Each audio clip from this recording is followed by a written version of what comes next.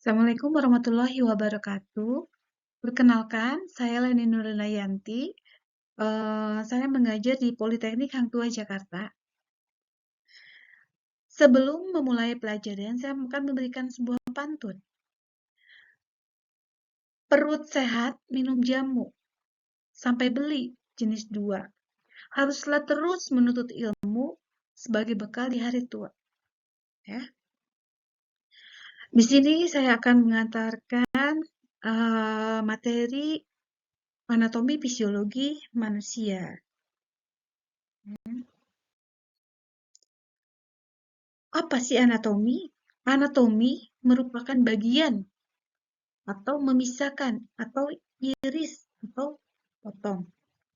Anatomi itu merupakan ilmu yang mempelajari bentuk dan susunan tubuh, baik secara keseluruhan maupun bagian-bagian serta hubungan alat tubuh yang satu dengan yang lainnya.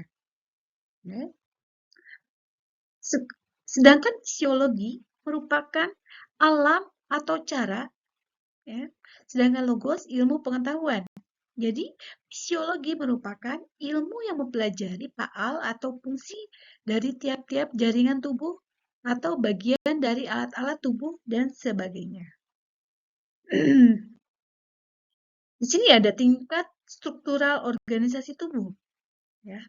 Ada organisasi struktural tubuh manusia berkembang dari tingkat rendah, atom dan molekul, sampai dengan tingkat yang lebih tinggi dan lebih kompleks, yaitu membentuk keseluruhan tubuh. Nah, di sini kita bisa lihat ada organisasi tubuh manusia. Ada atom dan molekul, ada tingkat kimia, ada sel, jaringan, organ, dan sistem organ lainnya. Sini tingkat kimia. Ini ada atom. Atom itu apa saja? Ada hidrogen, oksigen, karbon, nitrogen, dan natrium. Ada juga molekul. Molekul itu terdiri apa? Ada air, yang kita biasa sebut dengan H2O. Ada juga garam, NaCl, makromolekul, karbohidrat, protein, dan lemak. Kita lanjut. Nah, di sini ada sel. Sel itu apa ya sel? Kita lihat gambar di sebelah nih. Ini adalah kumpulan beberapa sel, ya kan? Sel itu merupakan unit dasar dari makhluk hidup dan struktur seluler. Ada nukleus, ribosom, mitokondria, dan lisosom. Berfungsi menjalankan fungsi-fungsi pertahanan sel. Ya. Ini gambarnya terlihat ya.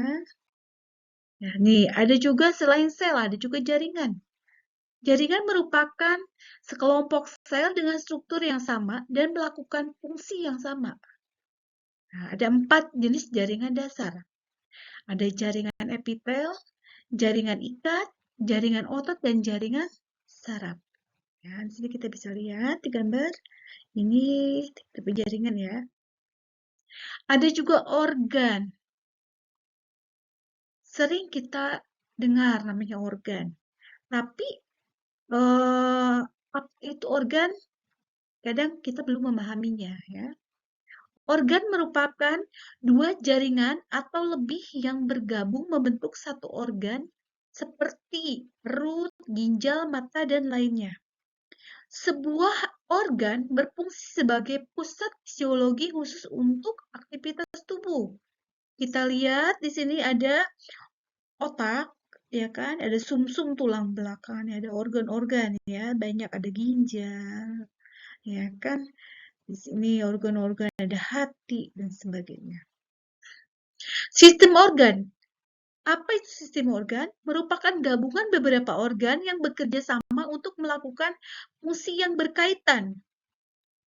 Sistem organ itu ada integumen, rangka muskuler, saraf, endokrin, kardiovaskuler, limfatik, pernapasan, pencernaan, perkemihan, dan sistem reproduksi.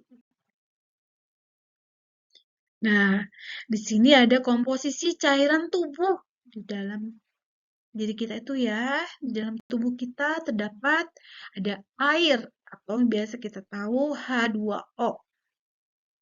Dia merupakan komponen utama dan terbanyak dalam tubuh manusia. Kan? Sekitar 60% BB orang dewasa adalah isinya air. Sini ada cairan tubuh.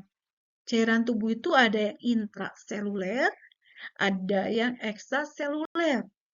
Di mana intraseluler terdapat 40%.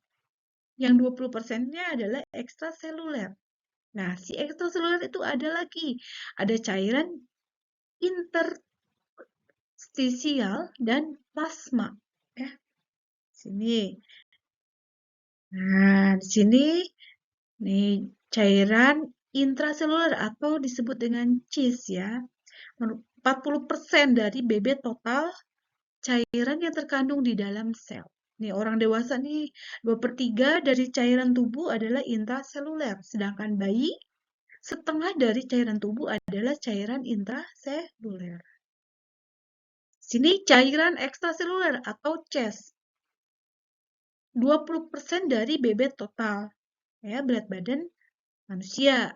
Cairan di luar sel. Ukuran relatif menurun dengan peningkatan usia. Jadi semakin tua itu cairan ekstraselulernya semakin menurun ya.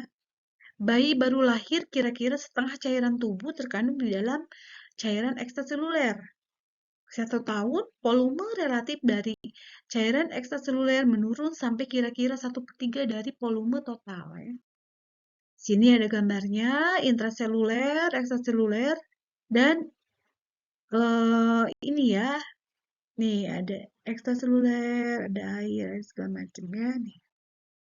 Di sini ada komposisi cairan intravaskuler. Ada plasma darah ya, yang terdiri dari 90% air.